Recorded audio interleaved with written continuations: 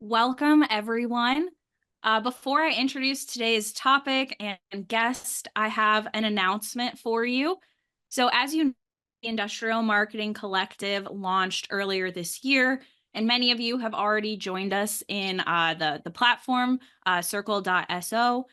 Our vision for the Industrial Marketing Collective is much bigger than a new name and a new platform, though. The Industrial Marketing Collective is the name for this community. And beneath that umbrella is a whole host of initiatives. It includes our live webinar series, which is why we're all here today. It includes our free online discussion boards, which are currently happening both in Slack and circle.so. Our in-person events like the Industrial Marketing Summit, our paid subscription content, which includes a course, office hours, exclusive tools and playbooks, and even more that'll continue to grow in the Industrial Marketing Collective. So it's really important that those initiatives have one home. So we're making a couple of changes. The first is that Industrial Marketing Live will now be called IMC Live to reflect its place in the Industrial Marketing Collective. And the second is that we will be sunsetting our Slack channel on December 18th of this year and encouraging everyone to download the free circle.so app so that all of our learnings and conversations can continue to live in one place without the restrictions of our free Slack plan. Right now, like after a certain amount of time, certain conversations archive. It's hard to keep resources live in there. So we're making the official move to Circle at the end of this year. So do not worry, the integrity of this community, these people learning and supporting each other, that is not changing at all. We're just rebranding a little bit.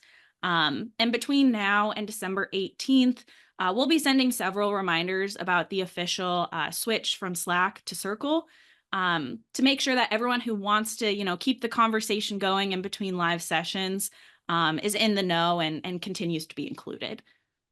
So with that, welcome to IMC Live, the interactive webinar series hosted by the Industrial Marketing Collective. We're here to help you make connections, learn, and get results for your business.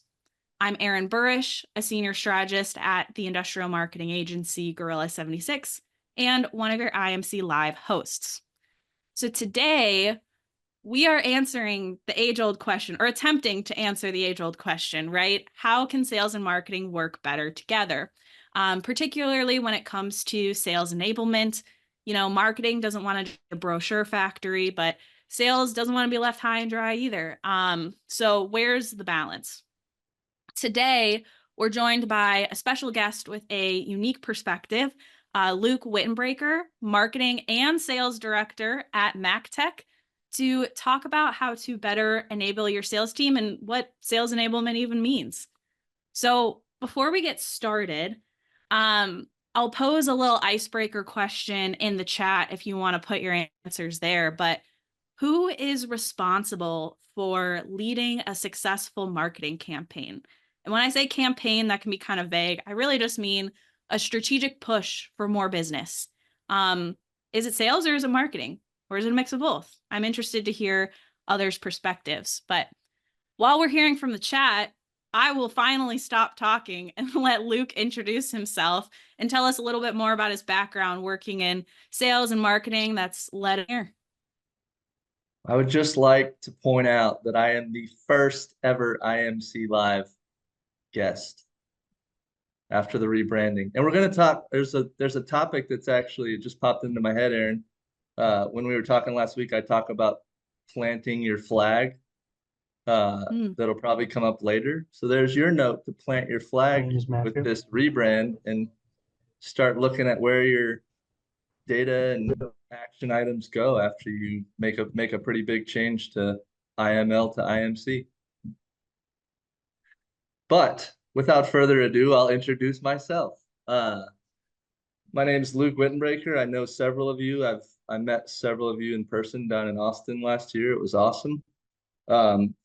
I have a fairly long history of working in both sales and marketing. I started out of college just working inside sales and outside sales for several different companies. It was a tough time. It was 2008 and the world had kind of crashed. The markets had crashed. So I bounced around for several years trying to figure out what I wanted to do and what I wanted to sell. But I had a degree in marketing and always ended up trying to sell something, door-to-door sales, phone sales. It was just fun. It was exciting.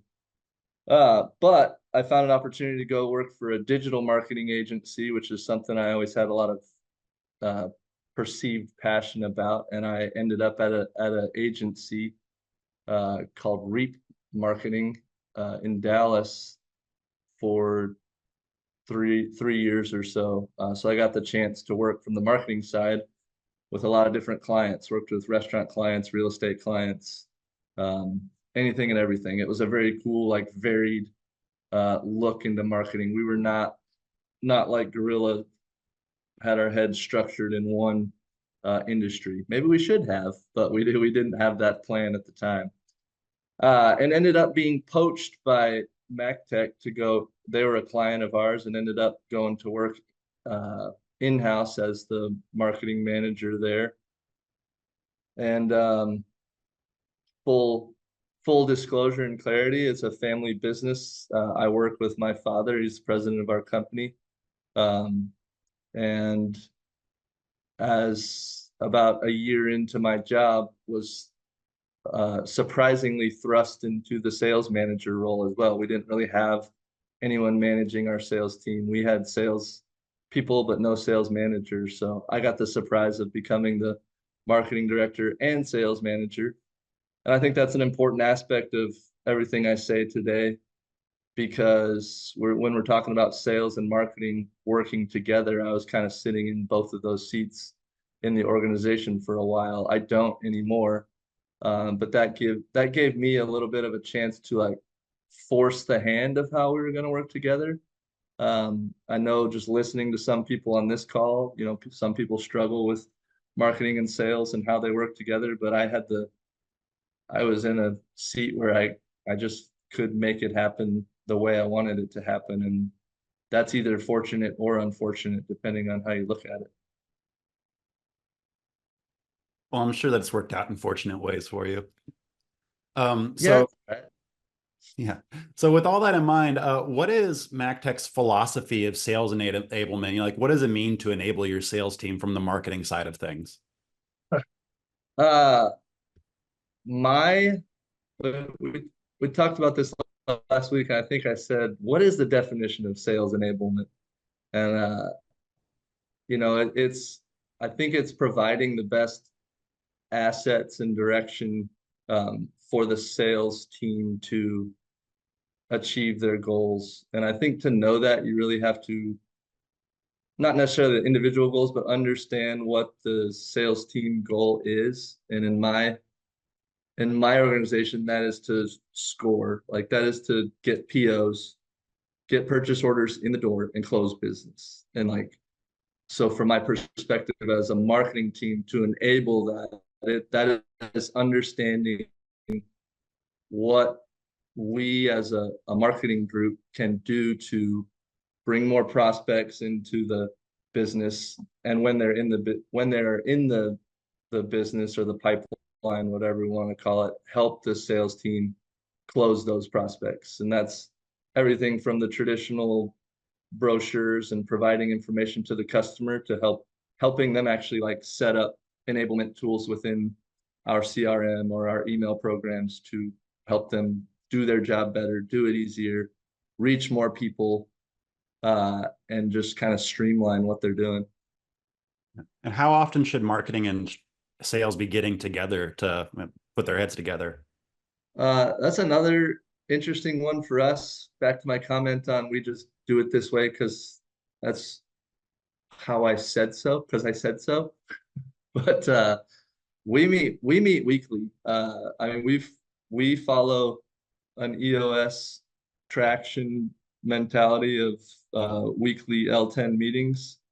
And I think we have about, I'll call us, we have about 100 employees. So to me, that's a mid-sized business. To others, that's a small business. Some people on this call work for companies with thousands of employees, which I can't even imagine. But I think it comes down to the idea of like some companies view sales and marketing as separate departments. Sales goes off and meets here, marketing goes off and meets here, and you have your little Venn diagram where the leader or the information has to flow to the middle for the two departments to work together. I just smashed those Venn diagram together. I smashed the circles into one big sales and marketing circle. Sales and marketing meets every week together. That might mean marketing's trudging through a problem that is not sales issue to solve, but they're there to listen and provide value from the salesperson's perspective or the customer's perspective or that individual's perspective to add to the issue, or maybe not, maybe just listening and understand what the resolution is or what marketing's working on or what they're having trouble with or what they're struggling with, and just understanding more. So weekly meetings together has been incredibly valuable for us, and we don't treat sales and marketing as separate departments. I just call it the sales and marketing department or the marketing sales department, whichever way you want to go. Yeah, we might lean towards one over here, but we're a little biased. Yeah, I'm curious within those meetings oh, sorry, Luke, what were you saying? I probably shouldn't say it, so just go ahead. Okay. I was just going to ask, like within those meetings, it sounds like it facilitates a lot of collaboration between sales and marketing. What kind of collaboration does the sales side really value the most from marketing in your experience? I think at least my team doesn't always care to understand what's going on. I say that politely, like they marketing, go do your thing, and like we want to see, they call them HubSpot leads. We want to see the HubSpot leads working, and like we really only use HubSpot to like, it's really a form accumulator for us. We don't even use it as a CRM. So it's funny to me that that's been branded within our organization. Give me more of those HubSpot leads. But that's what they want. And outside of that, before I digress too far, they want like actionable tools they can put in their sales Batman tool belt and like use on a daily basis. They do care, but they don't care what the ads say or the copy is on the website. They might be browsing through and saying, hey, you should fix this or fix that, but they don't really care. I don't think they really, maybe they don't really care. I can say that out loud. But they do care if you deliver them like a new, I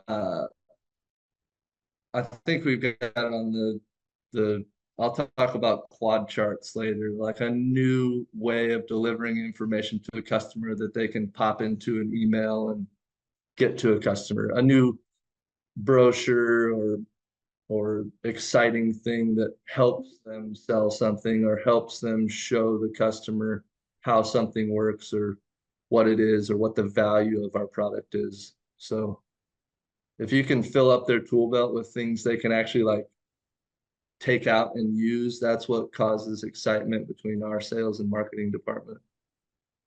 Mm-hmm. And another thing I've heard is like, sometimes sales will have ideas for marketing. How do those conversations go?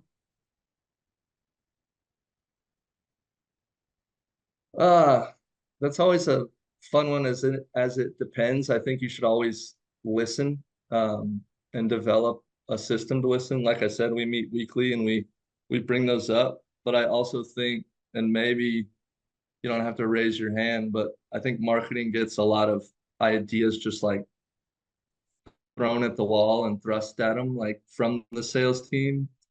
Hey, I saw this trade show. Should we go to it? And it's like literally a trade show has like marketed to them. So they sent them an email about some random show next week and they forward it to you and say, should we go to this? Or, hey, I saw our competition is doing this. Should we do this? And uh, some of it's some of it's really big decisions that take a long time to implement or do, or a lot more resources than they would know or need to know. So, um, but I think in that you should always listen and take that feedback and talk about it, not just ignore it. But it is okay from a marketing perspective, especially like a marketing leadership perspective, to say no. Like, no, we're not going to do that trade show. Our, we've got a plan, we've got a budget. We can think about it next year. Um, and at the same time, I think it's important to set up a system that allows people to explain the value of trying to do new things or taking on adding new resources to the marketing department rather than just saying, hey, should we go to this random trade show in September? Yeah. So we've got to kind of filter their ideas a little bit into our strategy. But on the flip side, they are also people that are talking to the customers directly, perhaps a lot more than marketing is. So what do you feel like sales should be doing to help direct and add insights to marketing so that we have all of the information about the customers that they do and can help build that into our campaigns and strategies? Uh, I just think they need to, I mean, openness and honesty with our organization is always important, whether on a personal level or professional level. And I think you need to make sure people share that information, whether it's on a meeting or whether it's on an email sent to the marketing department. I mean, we had a recent one where a customer made a decision not to buy from us just this last week because they thought a specific tool of ours didn't do something that it actually did, and our sales guy pointed out that on our brochure slash spec sheet that feature is just like a small block of text in a little paragraph. So there's no like specifications or imagery or whatever of it. I'm not going to get too far into the feature, but that type of feedback coming back into marketing is like, that's that's actual money we lost that if we tweak our brochure for this product and get a little visualization into that feature, maybe that problem doesn't happen again, or maybe we can go back to that customer and further explain that it is a feature we have and fix something that we didn't know was a problem until someone pointed it out. So they are the front lines of talking to customers. Marketing in our organization does try to talk to customers um, as much as we can too, but their time is valuable and sales is always talking to them with regards to kind of moving deals through the pipeline or talking to new prospects. So they do get the brunt of the feedback from the customer. And you got to be willing to openly accept it and figure out a system to get it and keep kind of pulling from the sales team and rather than hoping they push. Yeah, that's a great example. We have a question from the chat. Katie, do you want to come on and ask? Sure. Hi, Luke. Hi. Do you do any kind of monitoring of your competition and then report that out to your sales team on a regular cadence, or what information do you guys pass to them about the industry? We should do it more. I'm kind of a big Excel nerd, so I tend to like house our competitive product information in a spreadsheet that shows kind of the different comparable equipment and the pros and cons and price differences. Our industry is very like, I'm sure a lot of industrial companies are like this, very like price secret. Like what is Climax charging for this. Oh, we're less than that. Good. But there's like 1,000 other different items that nobody knows what the price is. So we try to collect that and house it when we can. And, you sitting here are reminding me that we should review that a little bit more. We always tend to find things and then kind of file them away in the filing cabinet where we're like, great, we found the price of that competitive product and we know ours does this better. We try to get that into our marketing message, but we don't always discuss it. So it gets like filed away in whatever the competitor folder is on OneDrive and forgotten about until someone like you asks again, Katie. So maybe it does need to be brought to light a little bit more and shared and just like brainstormed on, what do we know about our competition and how can we fold that into marketing and sales? Yeah, it's something we struggle with too, or somebody from the sales team will be like, oh yeah, I have a competitor quote from like 6 months ago. Do you want that? It's like, Yeah. yes. Yes, please. So thank you, Luke. You're welcome. I Yeah, like your comments on sales. Always has a lot of ideas. yeah. Oh, we got a lot of questions from the chat popping up here. So, Jared, you want to come on next? Yeah, I was asking kind of how you go about getting sales to buy into providing marketing with more feedback from customers. Like one of my biggest roadblocks is getting real life pictures of either process parts or equipment installs or quotes, comments, anything from the actual end user. What are some ways you kind of overcome that hurdle? So I have my notes from my discussion with Aaron and Alan last week, but one of the words I wrote down that just like always has created value for us is systemize. And like, if you can create a very keep it simple, I think my shop teacher in 7th grade always said, keep it simple, stupid, instead of keep it simple, students. So that's what I always think of. But if you can make it simple, so a stupid person could do it, that sounds harsh, but I think it really helps. So like customer pictures, we have it a little bit easier, Jared, I think, because we do contract work. So we send people out to the site with our equipment to use it. But we never used to get pictures, like, or pulling pictures from our technicians was tough. So we developed I call it a Benjamin Bucks contest where all of our technicians can submit a picture very easily with the job number so we can tie it to the actual job in the CRM, and they submit those pictures, and every month there's a drawing for a technician to get $100 bonus, a Benjamin bonus. So that in itself has created, for $1,200 a year, we get hundreds, if not thousands of pictures from our own people that are good pictures of our equipment working. Customer feedback, as you stated, Jared, can be hard to get like customer quotes, etc. But I systemized it in that every time a customer gets invoiced, a survey from Jotform goes out to give us a review on our people, equipment, everything. Add a quote if you want it. Not required by the customer, but it gets sent out to every customer on their invoice. So we collect. There should be more.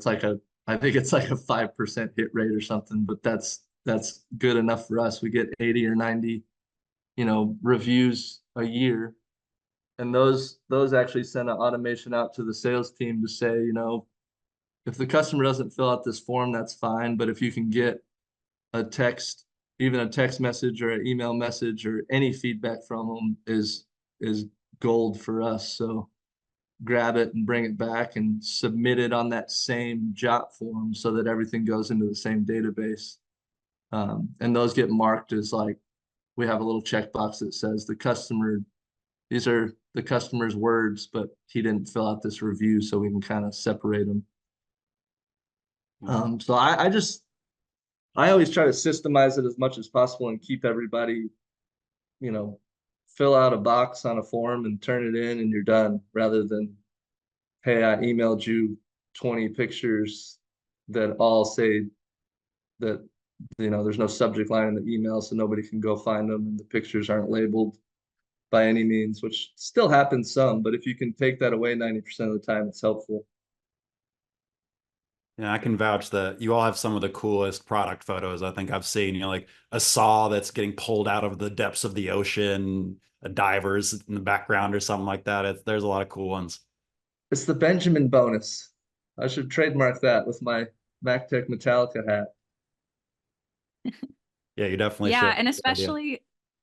especially for a business where you're like out in the field a lot. It's hard for the marketer to get those pictures. So that's awesome. Yeah, it's really hard. It's and then in lots of industrial businesses, you're pushing up against safety as well, which is paramount for us. And I would love to get a videographer to site, but it's just never going to happen half the time or 99% of the time. Mhm. Yeah. Well, we've got another question from the chat. Brittany, if you want to come on and ask yours. Hello. Hi. So I had a question about sales enablement and the actual tools. I think it was actually the very first industrial marketing summit where it was just a track inside of content marketing world. And I found out that there were tools that people are using for sales enablement, like HighSpot. Do you use these actual tools? And if so, do you find value, or do you think you can enable your sales force without using and paying for any of these tools? I like your treadmill, by the way. I assume you're not Thanks. walking barefoot. Otherwise, you're high stepping or something. Yep, treadmill. You're more active. You're more active than me today, though. I have been riding my bike with kids to school. I'm Um, trying. I will struggle to answer this question because my sales team is very blue collar traditionally, and and and pushes to the older side. Like I think my youngest salesperson is probably 46 years old. Um, and some of them are in their 60s and have been doing this a long time. So like new fancy tools with my specific team is not something that is going to have a lot of success. I have people that struggle to do something in Excel or whatnot. So I do try to enable them through our CRM and like again try to keep it simple. Our CRM has the ability to like um, set cadence emails and set templates for emails that you know that trigger off of customers that have a quote but haven't responded, and like I try to set up some of that logic with them and tools within the CRM that they have like they use every day and they're trained on it and they live in it. So I try to keep all of our sales enablement tools within kind of the confines of the tool we have rather than trying to go out and add more third-party things that I know don't work well within our team. I have I have bought research databases before where you can, go out to a third-party tool. I Mhm. was with uh I had a I had kind of a Zoom info. It wasn't Zoom info. One of the kind of database tools where you can pull contact info live while you're browsing the site or Yeah, find. we're looking at And that those too. things just like haven't. We've tried them several times and they haven't worked for us.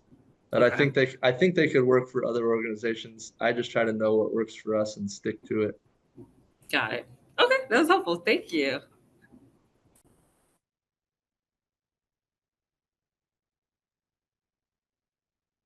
Awesome. There was a question about a specific tool in the chat, Medic. I don't know if that's one people have heard of or used. It's a It's like, sales. It's like a. Well, we have in the past used Bant, which I think Medic is a similar sales. If somebody knows what it is, tell me because I don't. But Bant is finding the customer's budget, Yeah, knowing the timeline. sure. I put that in there, and sorry, I'm on the road right now. You're good. So yeah, Medic basically a complex sale process. Um, I mean, there's a few different ways the acronym has been spelt throughout, but metric, economic buyer, decision criteria, decision process, impending event. CCC is competition, coach, and champion, I want to say. Yeah, I've heard of it. I should know it off the top of my head. We do use BANT, which is now it's like directly in our CRM. So our sales guys are hopeful to collect that information on each opportunity. It's not required by any means, but we try to understand the customer's budget and timeline to make a decision. And then collect that information, drive that information through the CRM so that marketing or sales later could say, okay, well, like out of all of our wins, like why are we winning?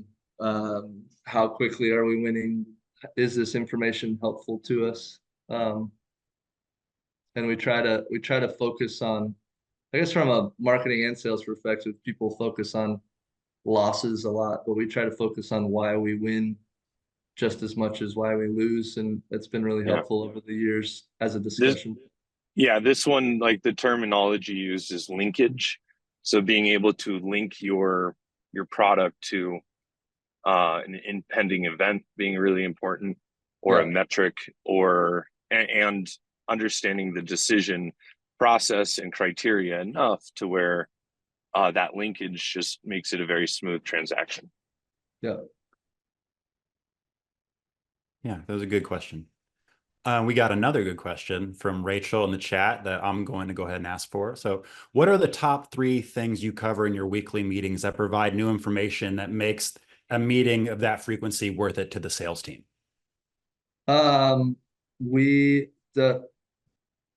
The obvious top one for us as a EOS organization is our scorecard, making sure we're on track. Marketing has metrics we're feeding into that, and sales does too. And we both understand our scorecards, and if they are off track, talking about why they are and seeing if we can help each other fix them. I don't want to sound like I'm just spouting off EOS things, but we do bring up our issues in our weekly meetings. If somebody has an issue with a customer, or if we've swung the bat wrong last week in some way with how we're supposed to be doing things, or if we review losses in those meetings that are not every loss, but like major losses where we lost a deal. I think that can bring out a lot of insight into how that opportunity was brought into the sales stream and why it left or why it lost. And I think that initial example I brought up of at the start of this conversation on, even just a simple wording on a brochure being the decision factor for someone is important to think about and important to share with the whole team. Because it is like you're supposed to be having a conversation with a customer, right? But that customer, you might have a conversation with Aaron, and Aaron says, "Oh yeah, this sounds great. Give me the brochure, and I'm going to take it down to my Alan, and Alan's going to make the decision." But then Alan gets the two brochures from 2 different companies. He doesn't talk to me, and he makes the decision based on what he sees on a piece of paper. So it's always interesting how that can affect the outcome. The other thing, I think I put it in here, is just being a part of a team. My favorite thing about covering in weekly meetings is we all share a personal thing at the start of the meeting, and sales and marketing works well together because we all have a little bit of a laugh, and we're all, it's not just business. I think life is too short to spend all 8 hours of your day working the whole time. So a few laughs or a little bit of fun or a little bit of sharing on what people have going on at home is important to our team, and I think it helps. Yeah, absolutely. And for anyone not familiar, EOS stands for Entrepreneurial Operating System, I believe. And there's a whole bunch of books on it if you're interested. It's just kind of a way of running meetings and managing teams. But with that, Luke, I wanted to ask about a piece of sales and marketing collaboration that's been really valuable at Mactech, and that was your quad charts. Do you want to tell us what those are and how it came to be? Correct.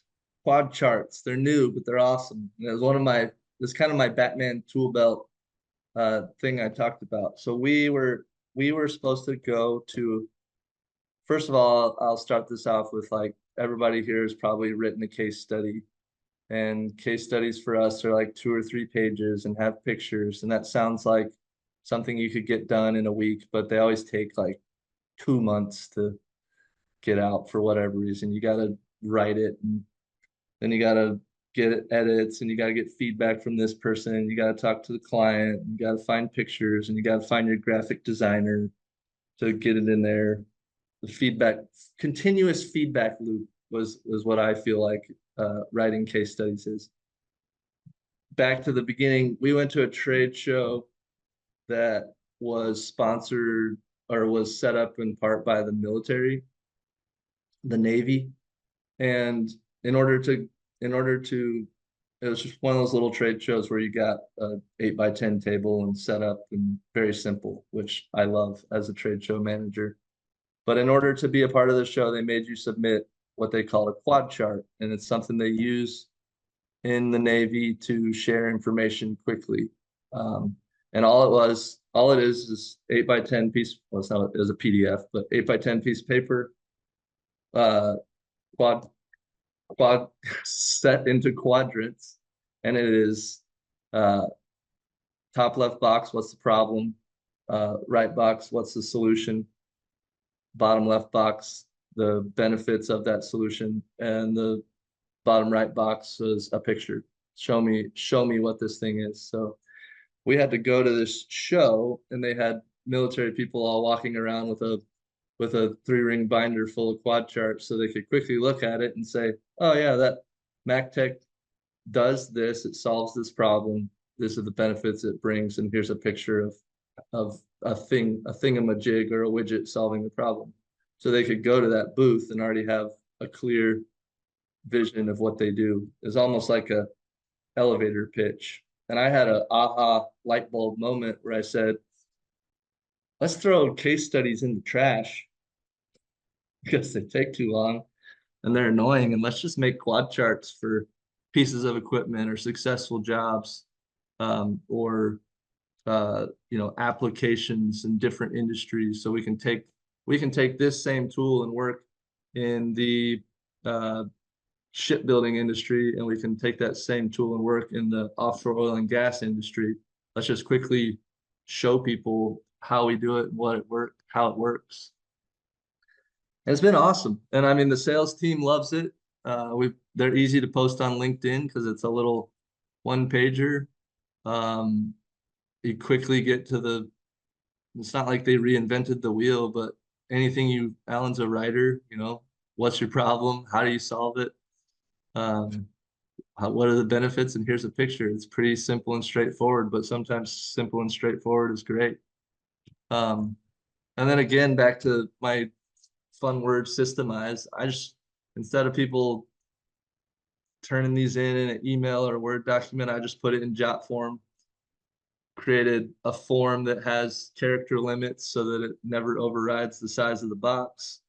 Has a link to submit a photo. They come straight to me. I copy and paste them into a PowerPoint that has the quad chart. And now we have our own portfolio where they're all separated by equipment type or job type. And sales guys can go in there and say, okay, I want one aspect of our business is line boring. And we have 50 quad charts and 8 of them are line boring, and they have a customer that wants to see all of our line boring applications. They can just print those 8 out of the 50 pages and send it to a customer as like a little line boring portfolio of things that we've had success doing. So learn from other people. Don't just copy other people and you'll do well in life. I've learned that. imitate, or what do Great they say? actionable advice. Yes. What do they say? Imitation is the best form of Flattery. Flattery. Well, and Yeah. real art is steel, right? Or something like that. That's why I have a Yeah. Mactech Metallica hat on. There you go. Got Well, it right there. but that's a perfect example of creating a system for sales and marketing to collaborate. That's easy, like making it easy on the part of sales to give you those real world examples. And then it's something that becomes very actionable and usable for both the sales team and the marketing team. So I love that example for like collaboration. Like that's kind of like sales and marketing enablement. It's kind of like a twofer. Yeah. But awesome. Well, Luke, thank you so much for joining us today. We're coming up on the end of our time. I know we got one more question in the chat from Katie. Maybe we can answer that in the call afterwards. But with that, yeah, this is your invitation to join the Industrial Marketing Collective if you haven't already. Definitely get into the Circle app and download that if you need help. We'll be sending some links out in an email after this, but definitely keep the conversation going there. We also have the Industrial Marketing Summit in early 2025. Early bird registration is open. Join us in Austin again, February 26th through 28th. And then next time, our next show, IMC Live, will be October 3rd, I believe. And by the way, the same registration link you have will still work. You don't need to re-register for anything. That'll be October 3rd. We're talking about Google Ads again with our Gorilla 76 performance marketers, Kevin and Nick, particularly about keyword targeting and strategies and how they've kind of evolved in the past couple of years. So if you've noticed your keywords don't perform as well as they used to and you're scratching your head, that's what we're going to be covering next time.